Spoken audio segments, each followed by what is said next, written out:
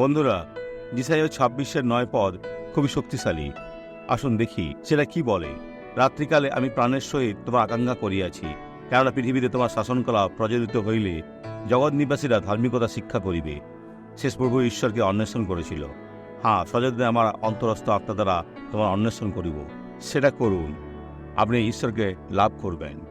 কেননা পৃথিবীতে তোমার শাসনকলা প্রচলিত হইলে জগৎ নিবাসীরা ধার্মিকতা শিক্ষা করিবে, নতুবা তারা শিখবে না।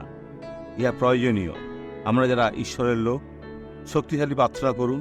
এটা আমাদের প্রতিদিনের জীবনের দরকার। দমন করা ঈশ্বরের ধার্মিকতা।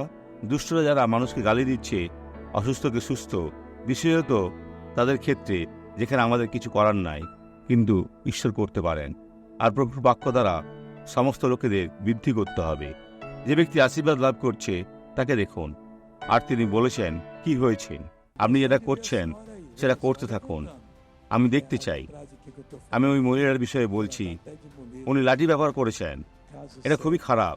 একটা পা অন্যটার থেকে মোটা। দয়া করে ওই দিকে চলুন, চলুন, কারণ ঈশ্বর আপনাকে জয় দিয়েছেন।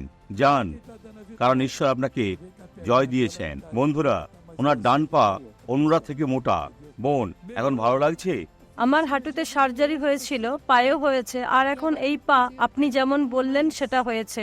একটা অন্যটার থেকে মোটা, এটা ফুলে গেছে মনে হয়। ঈশ্বর আপনাকে সম্পূর্ণ সুস্থ করবেন যিশুর নামে। পরবর্তী কিছুদিন খুবই গুরুত্বপূর্ণ।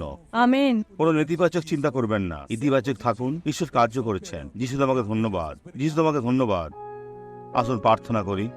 ও প্রভু ঈশ্বর, যারা আমার সাথে প্রার্থনা করছে তাদের দিকে হাত বাড়াই।